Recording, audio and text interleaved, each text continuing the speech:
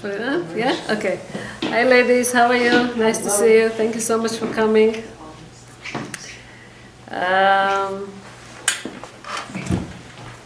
Okay. Today we are talking about Parashat Bo. And we are talking today about our choices that have consequences. Very, very interesting shiur, and I hope that we'll be able to understand what this parsha puts in front of us, and now we should work on ourselves. Okay, usually we are full of questions. We have a lot of questions. We don't understand why things are happening in the world, how Hashem conducts this world, and we have no idea why things are happening. So here's a peek to certain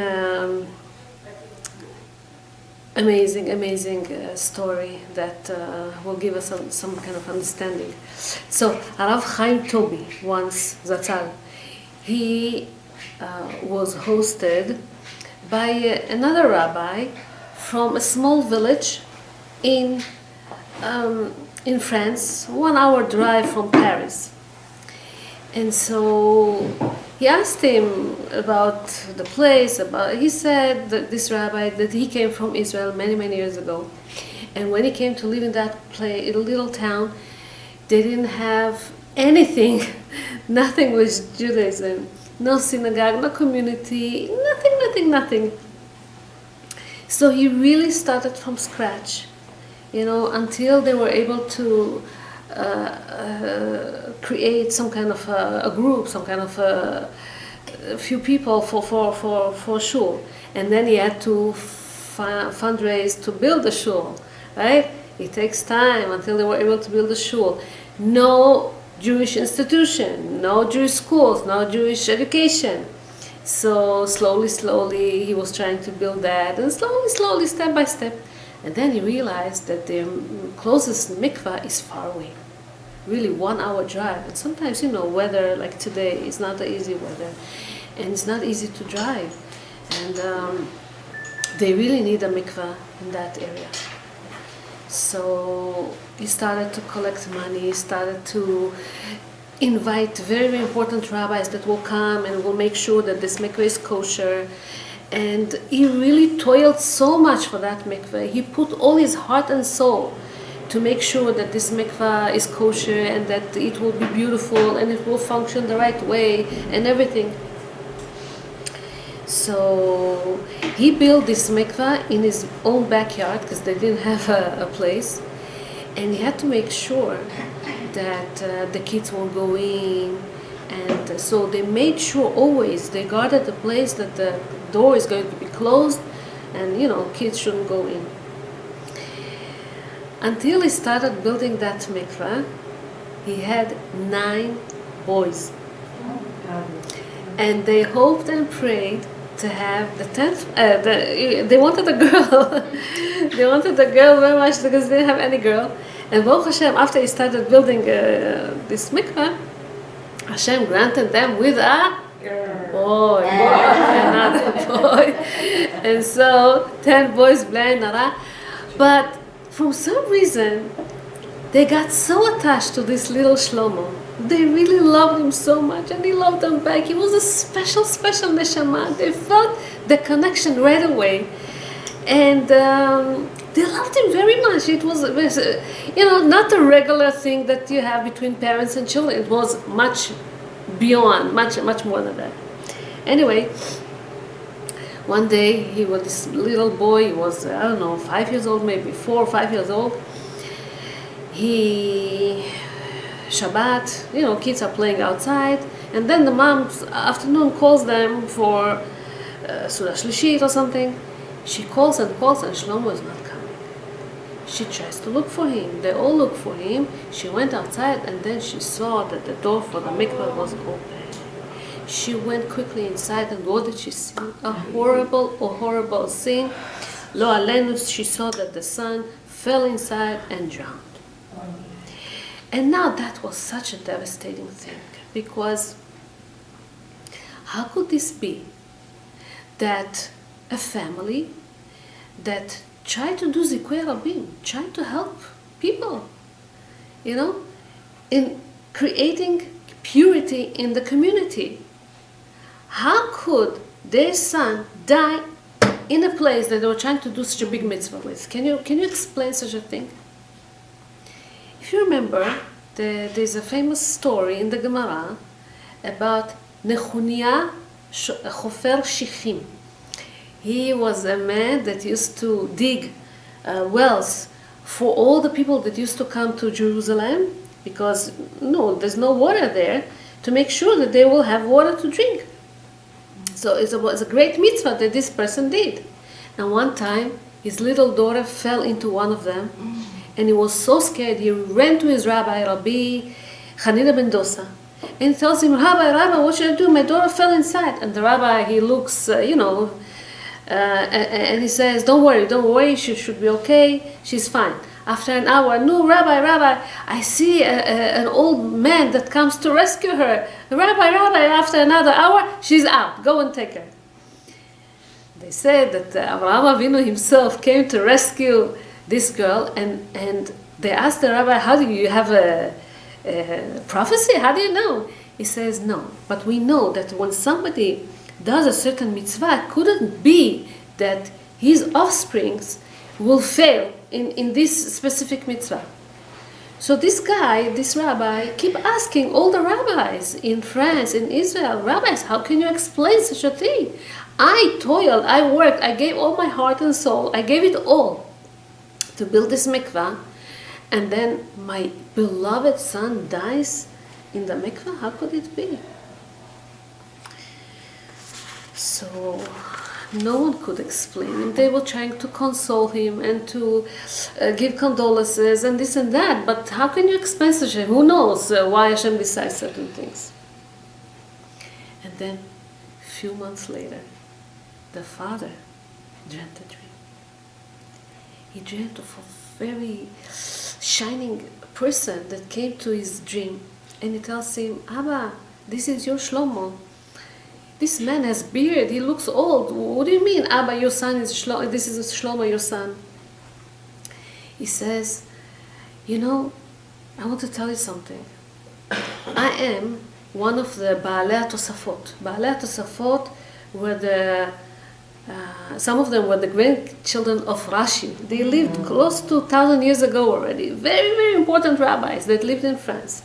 And in that time, they killed a lot of Jews on Kiddush Hashem, and so this Shlomo here, in his when he lived so many years ago, in his previous Gilgul, he was a very, very important rabbi. They died on Kiddush Hashem. And somebody that dies on Kiddush Hashem, he dies because he's a Jew, okay? Because he's Jewish, people kill him because he's Jewish. Their reward in heaven is something that we cannot really describe. They can get to any hole in heaven. Their level is very, very high. So he said, I was going from hole to hole. I felt so good. I was fine. I was really feeling so much pleasure in heaven. But then once I came to a certain hole, and they didn't let him in. And I said, but I died on Kiddush Hashem. Why don't you let me in? He says, no. People who didn't go through a mikvah cannot come to this hole. What happens when somebody dies? They usually wash him. They made a tahara. They purify him before he dies. And somebody that died on Kiddush Hashem, he doesn't have to go through this process. They bury him with his clothing full of blood and everything. They bury him this way. Why? Because there's a few reasons. First of all, there's too much blood and they have to bury him with this. Number two, Hashem sees this blood and he wants to avenge on all this. He's angry and on all these that killed him. Right? So usually people who die on Kiddush Hashem die just because they're Jews and they sanctify the name of Hashem. The way that they die, they are buried with their clothing. So they said, they offered me, would you like to come down, to go for mikvah, to be able to go to these higher halls, higher sections in heaven? He said yes. This is the reason that I came to you. They said, who should we send him to? And you were chosen. You were chosen to have me as a child. It's such a great zchut for you that, you were my father in a way. I was your son.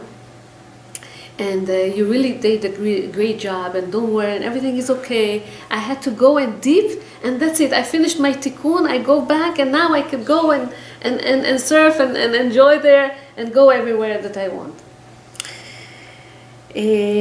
So he told him basically that he got a permission to come. Usually they don't come and reveal secrets of heaven, but he had a reason. Number one, as a gratitude to whatever he did to him, so he came as a gratitude. Number two, to explain people what's the big reward or the big benefit of the one that does zikui harabim, that teaches people, that brings them closer to Judaism, that show them the way of Torah, right? So, and number three, people have questions, and sometimes we have a peek to understand and to get some chizuk from all kind of things that we see out there. We see people, soldiers dying in a war. The best soldiers, keeping Torah, keeping mitzvot, and we don't understand why Hashem takes these people. They're young, they're capable, they want to do so much more in this world, and we have so much questions. But,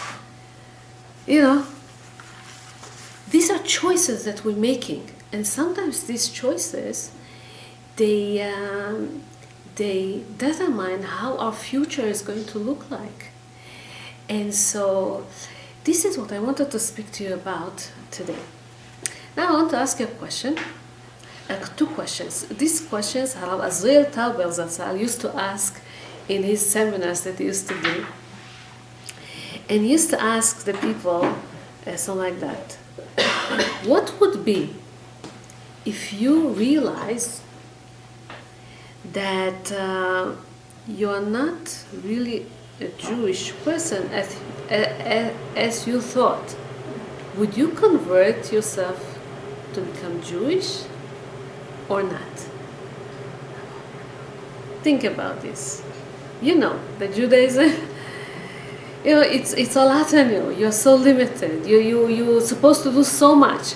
Would you prefer to be non-Jewish and then enjoy this world and do whatever you want? Or you want to be Jewish, to be committed, to do, right? What would you do? Question number one. Question number two that he asked people is, if you know that you could choose your partner, your spouse in life, all over from the beginning, would you choose the same one or not? Would you choose your husband or not? That's a question that he asked. And what's the connection to this parasha? Right? I'll come back to it later. We'll talk about this. What's asking this question? Harav Azriel Tauber, Zecher Tzadik Levacha, used to ask this question. So now, we're talking about Bnei Israel are in Egypt. Mm-hmm. Their ruler is Pharaoh, the king. And Pharaoh denies, three main things. He denies the existence of Hashem. He doesn't believe. He says, who is Hashem she'eshma b'kolo? Who is Hashem that I should listen to him? What is Hashem? Right? Doesn't believe that there is Hashem that created the world. Doesn't believe that Hashem runs this world also. Meaning, some people believe, Hashem created the world, but now everything is natural. No, that He runs this world and He takes care of everything. He pays attention. He sees what we're doing, what we're not doing, if we're good, if we're bad, right? Hashgacha pratit. And number three, that the ability of Hashem, he denies the ability of Hashem to change the world, to change the nature according to His will. He wants now it's going to be rain. He doesn't want it's going to be snow. He doesn't want it's going to be sunny now.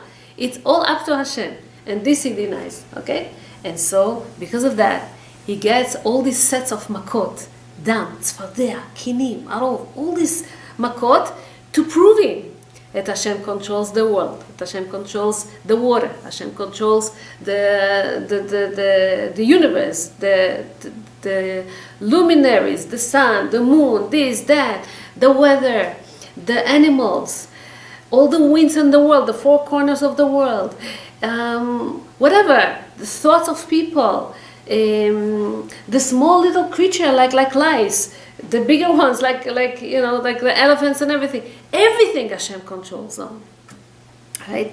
So Hashem gives him kind of a set of a nice, good seminar, for him to wake him up and to make him understand that Hashem controls everything.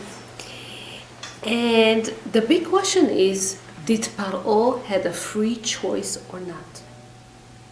It says that Hashem tells Moshe, so in the beginning he's going to refuse to send the Am Yisrael, the nation, he's going to refuse, but then it says, I will make his heart even harder. I make him stubborn, I won't let him send the nation. And the question is, what is it? Is it a punishment for him? Did he have a free choice, or didn't he have, or didn't a free choice? So, see, every one of us, we could decide each and every day. We're taking hundreds of decisions.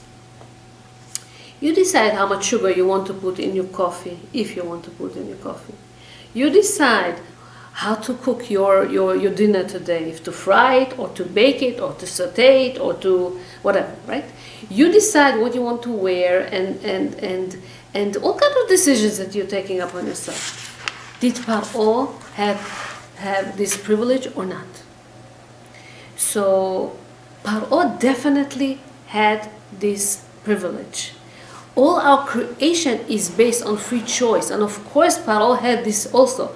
Paro each and every day was thinking how to oppress more the people, how to humiliate them, how to make them work very hard, what to do here, what to do there. He kept thinking all the time. He had a free choice. Hashem gave him this. It's not that Hashem took away from him this decision making. And so the fact that he became more and more stubborn, it's because of himself. He led to this condition. He was very stubborn from the beginning, and he hardened his heart even more and more. So people could regret from their bad behavior, from their sins, okay? They could set free from their past, from their customs, from their habits, from all whatever they do. They could change. And a person is responsible for his things. It says, Chazal says, Hakol bidei shamayim chutz mi'irat shamayim. Yeah? Meaning, everything is up to a person, except if he's going to be a righteous or he's going to be evil. Okay? But basically, everything is akol b'dei shamayim. If to be a righteous or not, it's up to the person. If a person should be rich or poor, yeah, it's determined in heaven. Sometimes the mazal, the luck of the person, Hashem decides if he's going to be weak, if he's going to be strong, if he's going to be smart, if he's going to be stupid, if he's going to have success in his job, or he's going to fail in every deal that he does. These things sometimes are determined ahead of time. Yeah, people can change their luck. This is a different shiur. But if to be a righteous or evil, it's up to the person. He would decide on these things. So.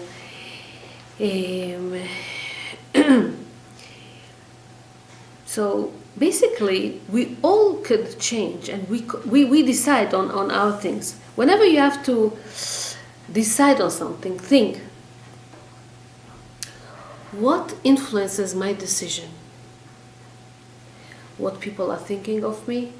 What people want me to decide? Circumstances, okay? All kind of fears that I have, worries, my emotions make me decide. I'll tell you something very, very strong. And it is too strong, but these are decisions that people are taking because of all kind of reasons. There was this lady by the name Janet, and Janet, I'm just inventing a name, was married to Alex, let's say, yeah. And she was married for some time. She had a few kids, 2 or 3 little kids, and then she felt that she's too chubby, she's too fat. She needs to look slim again, like she used to be. She wants to, her friends make fun of her, and she wanted to go to the gym. Her husband didn't really like the idea, but she insisted, and she went to the gym. She has to look slim. Today, the beauty means to be slim.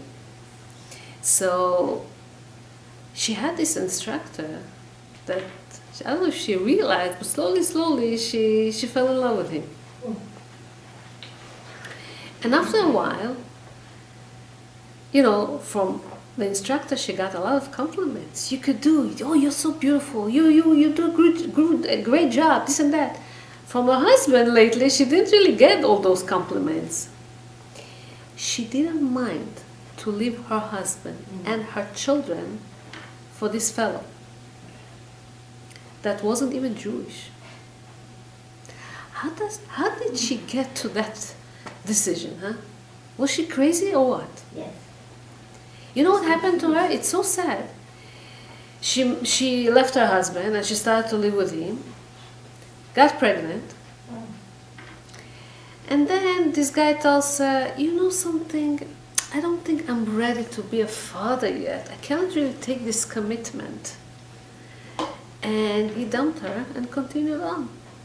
She got stuck now. She got stuck now. How did she get there? Why did she get there?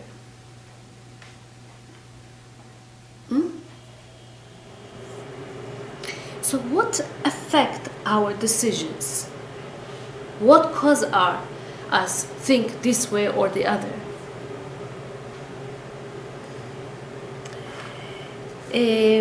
So this is what I want to speak to you about today. Today we want to speak about this plague that's called choshech, darkness. What is this darkness? So, one bright day, when the sun was shining in the middle of the day, all of a sudden became darkness.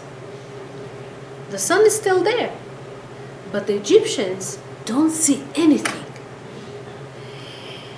They don't see anything to a point that the darkness becomes tangible. They can feel it. It's so thick. It's so strong.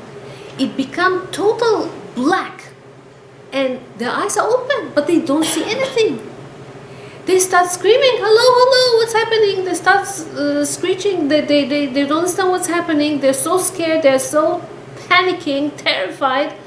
They want to find their way home. They stumble, they fall, they bump into a tree or into a stone and this and that. And when they get up, they don't know even where to go. They lost their directions and they couldn't move. They couldn't do. So in the beginning, it's like a shock. But then it becomes silent. Because slowly, the darkness becomes so thick, they cannot open their mouth. They cannot talk. They cannot do anything. They are paralyzed. They're stuck in one place, cannot move any body part, cannot do. For the first 3 days, and then it became even worse. For 6 days altogether was this plague that's called darkness. So it says, "Ulchol bnei Israel haya or b'shvotam."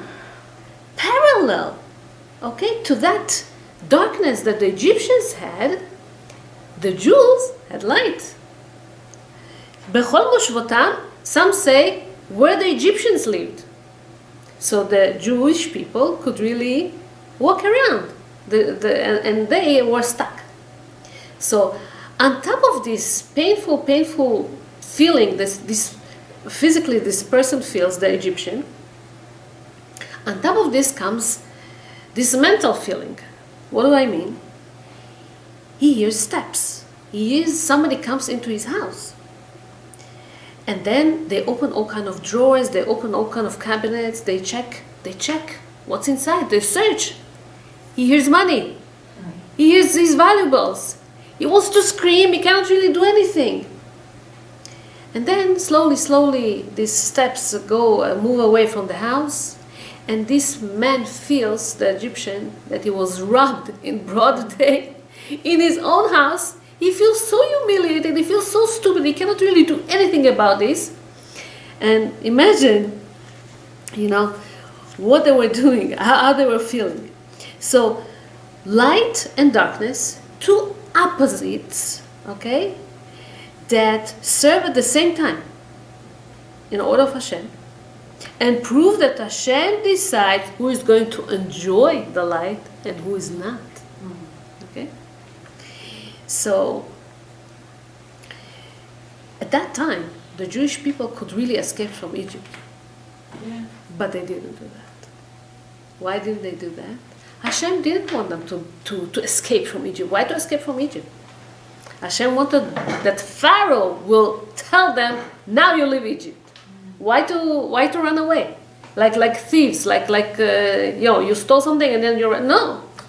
Hashem himself made Paro that he is going to let the Jews leave his country.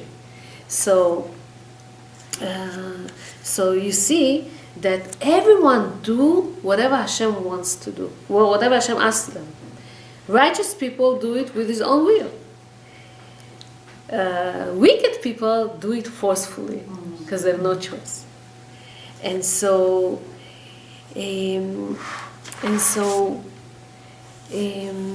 we see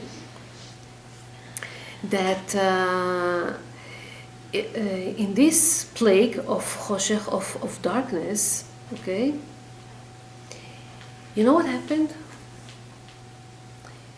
4/5 of the Jewish people that lived in Egypt at those years didn't leave Egypt and died in darkness too. You know how much is 4/5 of the people? They said there were 35 million Jews, and 28 of them died in darkness. Wow. Didn't leave Egypt. 28 million Jews died in the darkness. Didn't live. Why? Why did Hashem do that? Why did Hashem do it this way? It says that the 10 plagues were the opposite or the reversal of the 10 ma'amarot, the 10 commands that Hashem said in the creation of the world. Hashem said, "V'yi or," nachon? And this is parallel to the darkness, to this plague that's called darkness. The main purpose of the creation is to put order in everything. In the beginning, when the world was created, everything was mixed up with each other. The water, the earth, and this and that, everything was mixed up. And Hashem limited them, put everything in order, right? So this was the idea of the creation. What was the idea of the plagues? To put everything not in order, to mix up everything, to confuse everyone, to frighten them. So now we understand why the plague of darkness came as parallel to, it came in the end of the Makot, not in the beginning, towards the end. It was the leading, the Makat Becharot, the biggest plague of killing the firstborn. So the first command is to say, Yehi or, that Hashem commanded in the beginning of the creation, that there should be light. Okay? The idea is to separate between light and darkness. And you remember it says in the second verse in the Torah, it says, V'choshech al pnei tehom. There was darkness on top of the depth. There was darkness. And so now we have Now, whoever created the light can also create the darkness for punishment for wicked people. Now, some people, another opinion says that this darkness, the makat choshech, was as a punishment, a measure for measure, midah keneged midah, that of the cruelty of the Mitzrayim. The Egyptians used to ask the Jewish people, tell them, stand still, don't move, put the candle on you, and don't move as long as I eat. Okay? If you're going to move a little bit your arm, or a little bit your leg, or a little bit this, I'm going to chop your head off, or something. Or that's how cruel they were. And they made the person stand still and not move until this person finishes his meal. Another opinion says that this pagan place, the Egyptians, they believed so much in idols that they thought that serving or worshipping the sun is very, very important. So Hashem brought down this makkah that's called choshech to show the Egyptians that even the sun could be so powerful. The sun really benefits so much. The earth, the universe gives us so much light and warmth and everything. Everything grows because of the sun and whatever. It's under Hashem's control. And if Hashem wants, there would be no meaning to the light. The sun was there, but they couldn't really enjoy this light. So another thing that the Maharal explains, something very deep that he explains, that one of the main aims, targets of the plagues that the Egyptians got was to teach the Egyptians and the world the understanding of monotheism, of believing in one Hashem that runs the world, okay? And so Maharal explains that when it says Hashem created the world with 10 commands, right? Why one command is not enough? Why it's not enough that Hashem would say there should be a world? It's not enough. There should be a light, there should be this and whatever, to avenge the wicked people that don't believe in the Torah, that don't believe in Hashem, that wants to destroy His world, and to give reward to righteous people that maintain the world, that do whatever they could to make Hashem's word exist in this world. So when it says that Hashem Vayar Elokim et haor ki tov, it says that Hashem saw that the light is good. What does it mean? He saw that the light is good. It says the light is too good. The evil people, if they would have this light, they could do bad things in there. If they could go through the light and see everything, He knows where's your valuables. He could steal it from you because He's wicked. Hashem doesn't want to give this pleasure to the Rashaim. So Hashem ganaz, Hashem was he hiding this light letzadikim la'atid lavo, for righteous people for the future, right?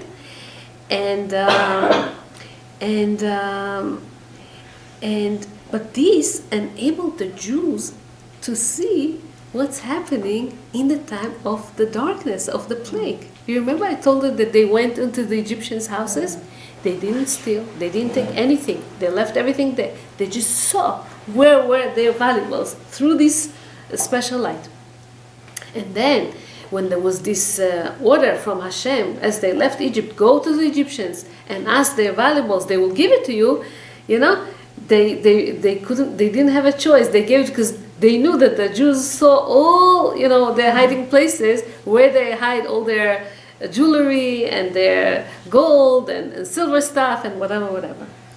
So that same divine light, destroyed the wicked people of Israel, as I told you, these 28 million people, because they didn't believe in the redemption and they didn't want to leave Egypt. They didn't want to leave Egypt. They wanted to stay enslaved to Pharaoh. And this Hashem didn't want. This Hashem didn't accept. So, every plague that came upon the Egyptians, slowly they saw that the hand of Hashem. In the third plague already, in the lights, they say, it's Be'elokim, it's the finger of Hashem. We see, we are not able to create these things. They were magicians, they know how to do these things. They already said that there is Hashem. What about today? Don't we see this today? Today everyone says there is Hashem. Today everyone believes that there is Hashem, that there is a creator that runs, that created the world, okay?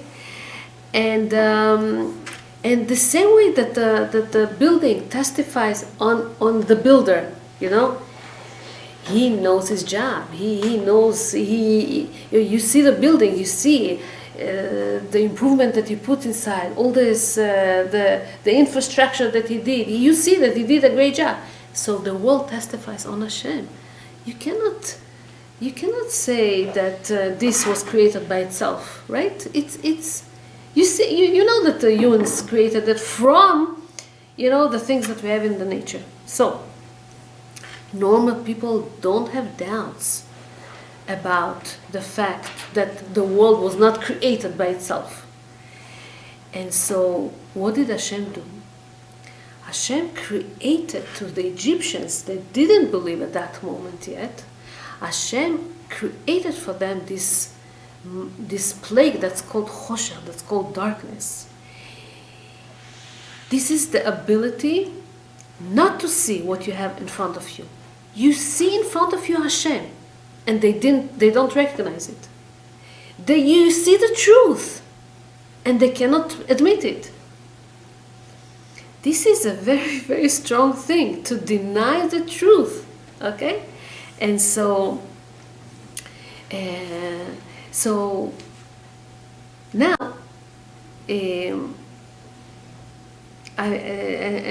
I want to go back to the question. So why did Hashem create this darkness? To give us the free choice, to decide, okay, what's good, what's not good, what to take upon ourselves. Hashem, number one, doesn't want us to be angels. Angels, there's enough angels up there in heaven. He doesn't want us angels in this world. Angels in heaven don't have any way to decide what to do, what not to do. They're ordered to do certain things, and then they do it. If they don't do it, they are burned on the spot. These are angels. Yes, these angels can see things from the beginning of the world to the end. They can see things, but they are not able to choose anything. Hashem doesn't want us to be angels. Hashem wants us to be human that decide to do good, right? And so therefore Hashem gives us the ability to deny Him, gives us the ability not to listen to Him. And you say to yourself, how could you create such a creation like choshech, let people not worship you, you know, to live in falsehood, not to believe? Hashem gives it to us so that we are going to realize what's the truth. So, so think, if you know that the atheism is created by Hashem Himself, is it called atheism? It's not called atheism because Hashem created it. And so, see how Hashem, in an elegant way, killed all these Jews. They didn't want to leave Egypt. The Egyptians were stuck. They couldn't move, and they didn't see this death. They didn't know that so many Jews died at that moment. And the Jewish people buried all these people so that, you know, the Egyptians won't even realize that so many people, Jewish people, died. So they won't say, "Oh, you see, you got punished too. It's not only us." Okay, so few reasons for this plague.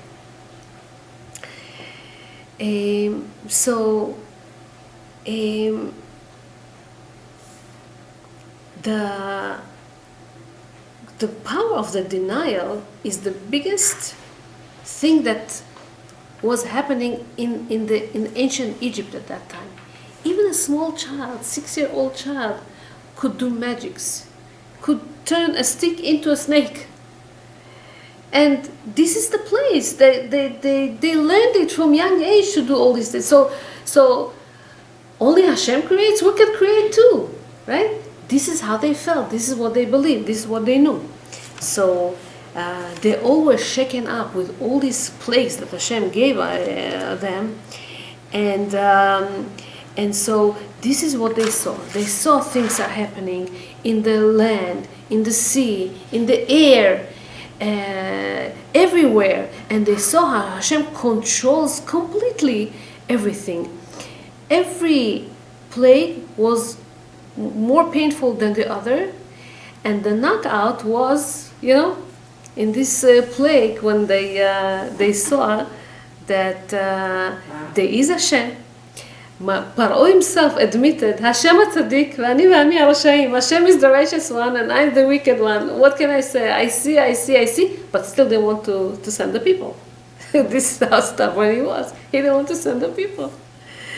So, this is this light that they all of a sudden saw, some of the people. And now that you see the light, how can you live in darkness? That's the question. 7th of October. So much atrocities happened to the Jews in southern Israel. Many people believed in supporting Gaza and the Palestinians and living in peace with them, and maybe 2 states for two nations, and world could be so nice if we, with one another, and peace and this and that. And all of a sudden they saw that they cannot really reach peace with these people. That these people are all into war, into killing, into, being bad, evil. So what's now? Once you see the truth, do you become better? Do you change your ways, or you go back to your old conceptions? So in the beginning we saw, Baruch Hashem, a lot of unity, but slowly we see how people go back to the way that they used to. And it's so sad. We know that we need to work on it. We know that we need to. I'll tell you a story. It's so strong story. It's really strong story. One of the not so known stories, about Mr. Moshe Friedman was a Holocaust survivor. Right after World War II ended, people started new businesses, people started to build their new life, people started to do this. What did he do? And he took his son to help him. He went every place that he saw soaps that the Germans produced.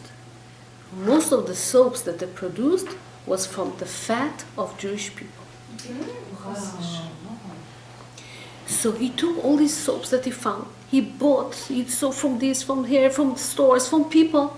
He bought and he buried them because it's Jewish. It contains organs of people. That's what he put his life. He, instead of starting a new life in a different place and that, he was busy with this thing. He never said it to anyone though. Never ever said it to anyone. His son was helping his father, and the last day that they stayed in Europe, they were supposed to go to Siberia for some reason before they go to their next destination. Before they go to Siberia, the last day that he's there, somebody comes, runs to him and says, I have a box of soaps, do you want to buy for me? He says, yeah, but I don't have money with me. Give me the box. I'll go to my father and I'll find the money and I'll give it to you. No, if you give me the money now, I'll give it to you. If not, no. So the boy, he felt so, he was a 15-year-old boy, this Moshe Friedman's son. He says, but I really need to bury it because we are already on our way out from here. He didn't know how to convince him to to give him the soaps. So he tells him, he looks at him and he saw that this fellow, he had a very worn out pants, old, very thin, it's so cold and it's really not warming. And he had thick ones, he had the good pants. He told him, would you like me to exchange our pants? I have thick, good, warm pants and yours. He said yes, this he agreed. Even though he knew that he's going to go to Siberia now. You know how cold it is in Siberia? It's every day this weather. Yeah? And so he exchanged it with him. And he buried, meanwhile, the soaps, and then they left to Siberia. And that's it. He never told it to anyone. Years later, okay, he never lived in Israel. He came to visit in Israel, and, you know, they went to certain rabbis, they went to the Western Wall, certain places, you know, people who come to visit Israel. Somebody took him to Arav Batia Yosef, Zecher Tzadik Livracha. Arav Batia Yosef saw him, and he tells him, I smell of Gan Eden. Tell me, what did you do in your life? He said, nothing special. He didn't know Hebrew. There was somebody that translate the language. He didn't know Hebrew. He tells him, nothing special. He keeps telling him, but I smelled. Tell me. He says, listen, I, Baruch Hashem, raised a nice, big family, and all my kids are all religious. They're all learning Torah, and I provide for them. I give them till now money. You know, they don't have to go and work. They study Torah in a kollel. And I provide for them. The rabbi said, it's so beautiful, it's not enough. Tell me, what did you do? He didn't know what to say. So there were a lot of people there. The rabbi said, everyone please leave the room, except this translator, because we need to communicate. He tells me, tell me, what did you do? Think, maybe in your youth, in your past. And then he remembered this incident. He says, after the war, I used to bury all those soaps that I bought, you know, for the dignity of the Jewish people. The rabbi said, yes, this is what I feel. I know. And the rabbi blessed him, and they left. And then he never said it to anyone also afterwards. Whatever. Years later, this translator read a newspaper, and he saw the name Moshe Friedman passed away. He saw an address where the family sits and the Shiva, where they mourn. He said, I should go there. He went there, and he tells them, you probably heard of the story with the pants. He said, what story? With the pants. What story with the pants? With your father, with the soaps. What are you talking about? They didn't know. He never told it to anyone. A 15-year-old guy did a certain action, okay, kindness, never even told it to his kids. To the family. So he told them how great was your father, look, and even the rabbi said that he goes straight to Gan Eden with his smell and whatever. Great story. Why did he do this? Huh? If not because of Ahavat Israel, loving, caring for Jews, for the dignity of Jewish people. See how our decisions have consequences to the good and to the bad. Yeah? So what's left, what we're supposed to do today is caring for one another, because that's the only thing that we could do. You know, when Jews left Egypt, Hashem told them to do Brit Milah and Korban Pesach. With this, they left it. The Chafetz Chaim once said that today, in our generations, you know, small generations of today, every mitzvah that you're doing is precious in heaven. Right? Especially mitzvot that we do between us and other people, because the holy temple was destroyed because of hatred, right? So what we have to do is, you know, create love between us and other people. So once we care, once we daven for everyone, we say Tehillim, we contribute whatever we can, you know, that's great things. So I'll go back to the question that Rav Azriel Tauber asked. Right? He asked, if you realize that you are not really Jewish, would you convert to Judaism or not? Question number 2. If you're living with your husband for so many years, and now you have a choice, okay, to decide if to stay with him or not. Would you choose him again or not? That's the question. And how do we connect it here?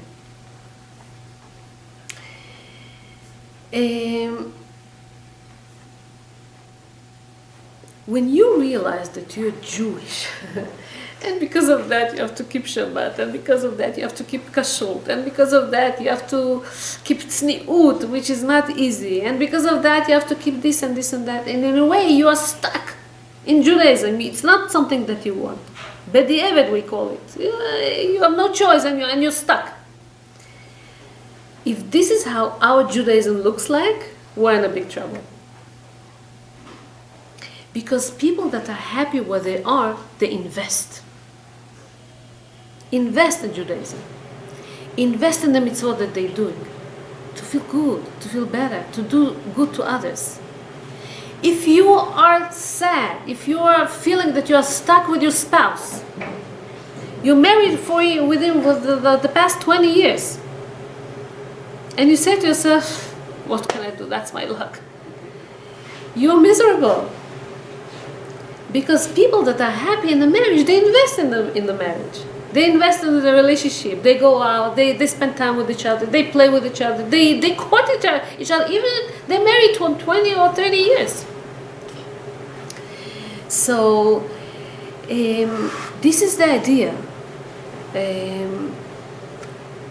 At time of darkness, Hashem gave us a choice. I want to explain something that Rav Tauber explains, and it's so nice. All these 10 plagues that the Egyptians got, he said, they were like when a guy is introduced to a girl and he wants to brag about who he is and what does he do. So Hashem brags about himself to us. He tells us, you know something? I gave them the punishment of blood. And then the tzfardea, the frogs, and then the lice, and then all the animals, and this and this and that. And each and every plague, I make them closer and understand who I am, and that I am running the world, and I'm here, and I can control the world, and I this and that. So, all this time, they meet this couple, they date, and then comes to the choshech, to the darkness. And in the darkness, Hashem is asking us a big question. Where are you? Do you want to go to the right? Do you want to go to the left? You have a choice. Imagine that every couple, before they get married, they get a disc.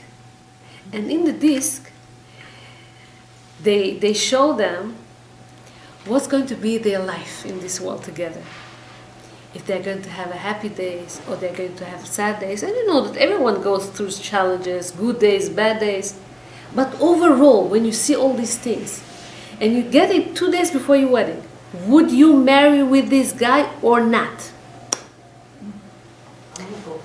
Huh? Good for you. So the rabbis say 80% of the couples won't choose this spouse. They say, who needs that? I don't need this headache. Only 20% will choose it. Which 20%? These 20% also see the challenges. They also see the troubles. But they're willing to invest into this relationship. They believe in this relationship. They know that they can do it. They know that they can be happy in this relationship.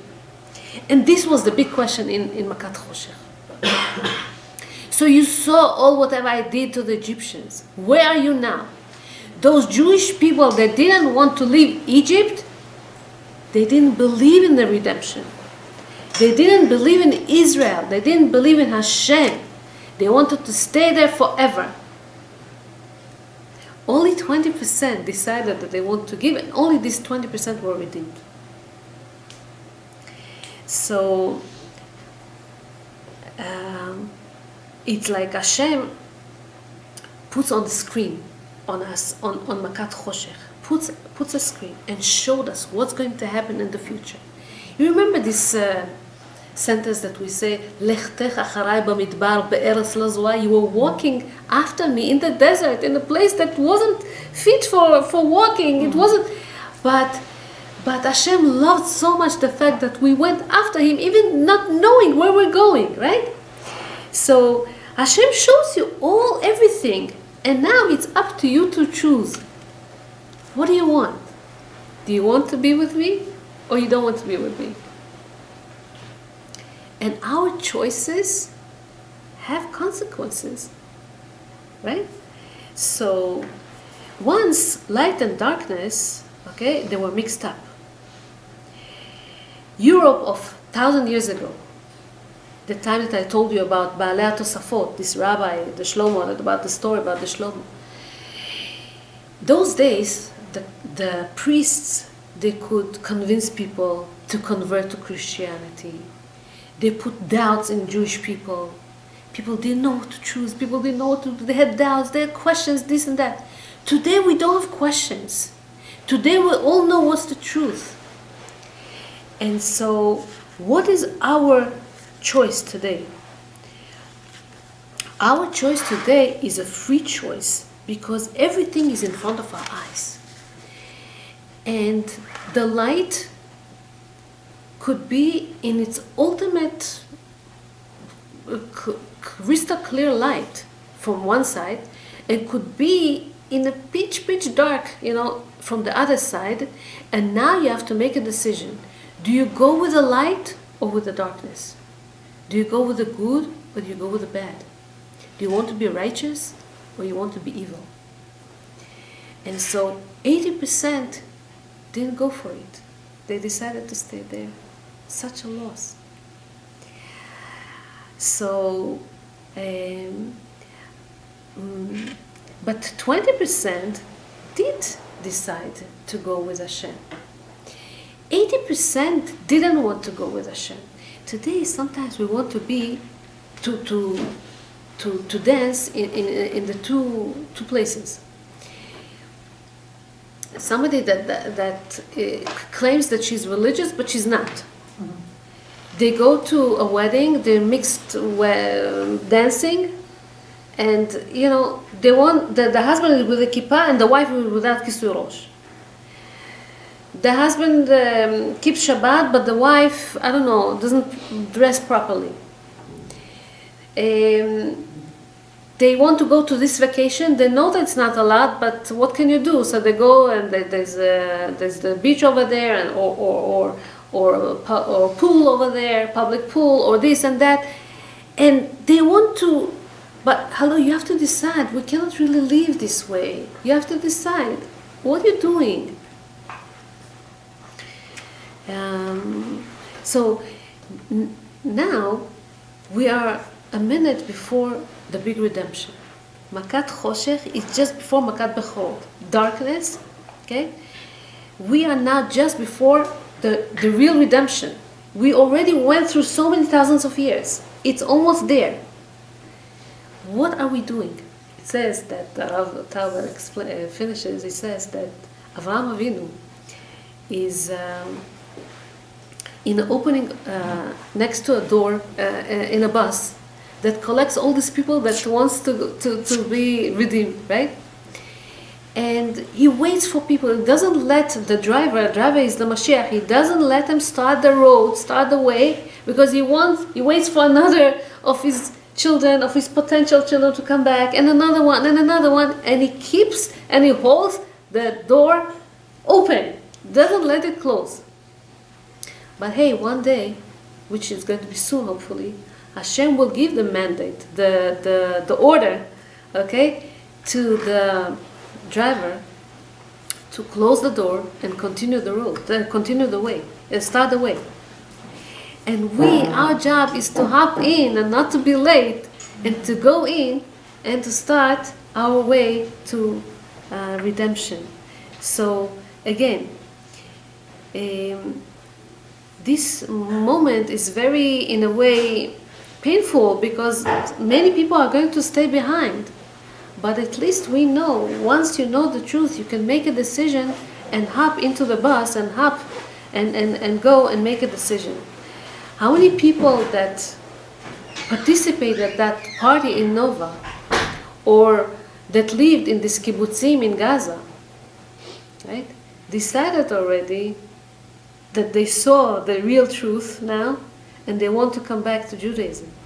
They made a decision. Hopefully, more and more will make this decision, right?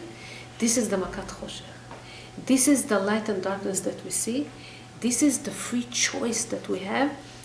And whatever you choose, hopefully, you'll get the right reward for it. Hashem, Shavua Tov to all of you. Thank you so much for coming. All the best.